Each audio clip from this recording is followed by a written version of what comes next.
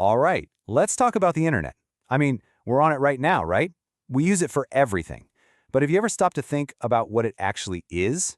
We throw around words like the cloud or wireless, but the truth, it's way more physical, and honestly, a lot stranger than you probably imagine. So let's pull back the curtain and look at some of its biggest secrets. Okay, so let's just tackle the biggest myth right out of the gate, the cloud. When you save a photo to the cloud, what's the picture in your head? Does it just float up into the sky? Is it hanging out in the atmosphere somewhere? I mean, it's brilliant marketing, I'll give them that. But that term, it's basically designed to hide what's really going on. Because the reality is, the internet is something you can actually point to. You can touch it. It has a real physical address. And what we're going to do today is dive into some secrets that, I promise, will totally change the way you think about your online world. So secret number one, this is the big one, the most fundamental truth of all. The internet isn't some magical, invisible force. It is not a cloud. It is a deeply, deeply physical thing. And just how physical are we talking? Well, think about this number, 1.2 million kilometers.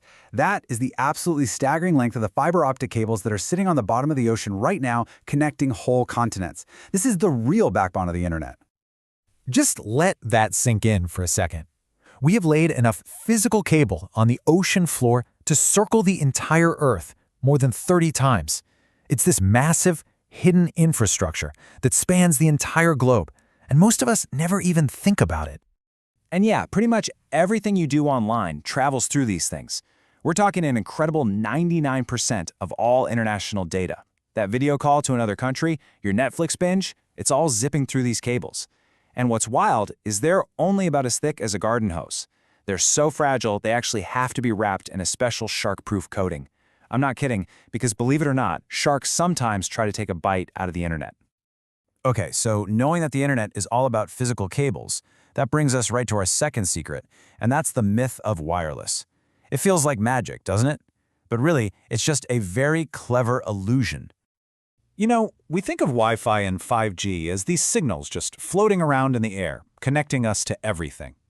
But what's really happening is that your wireless signal is only traveling the last few feet of its journey. It goes from your phone or your laptop to a router. And what's that router doing? Well, it's plugged into a physical cable that connects to that massive global network of, more cables. So, okay, the internet has this incredible physical story, but it's got a human one too. And it turns out one of our biggest modern annoyances has been around for, well, almost as long as the internet itself. You know what I'm talking about. Spam. Get this, the very first spam email, the ancestor of all that junk in your inbox, wasn't sent in the 90s. It wasn't even sent in the 80s. It was sent all the way back in 1978. This was on something called ARPANET, which was this tiny little government network that would eventually become the internet. And this is what it said. The world's first piece of spam was just an ad for a new computer. It got sent out to a few hundred people at universities and government offices who had no idea what was hitting them.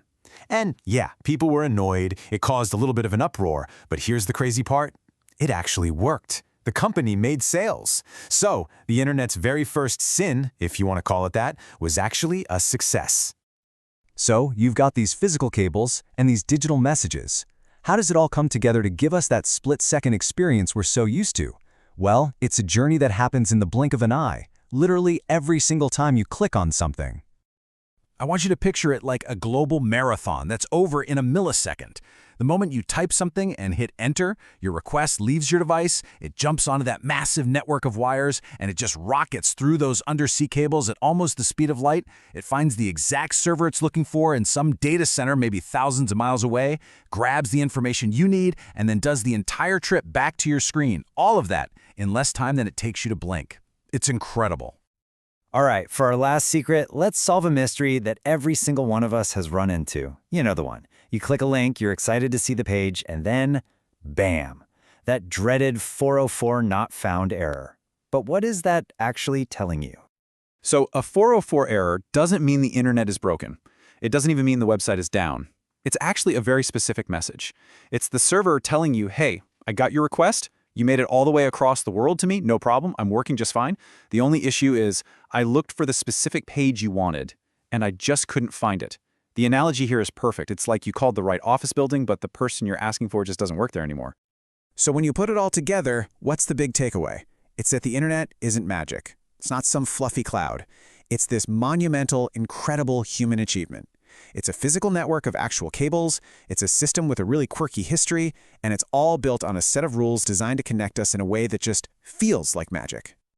And you know, when you really think about it, this technology is so young. The internet is only about 50 years old. In the grand scheme of history, that's nothing. It's barely begun. So if we've uncovered all these secrets from its first few decades, it really makes you wonder, right? What secrets are being built into the network as we speak?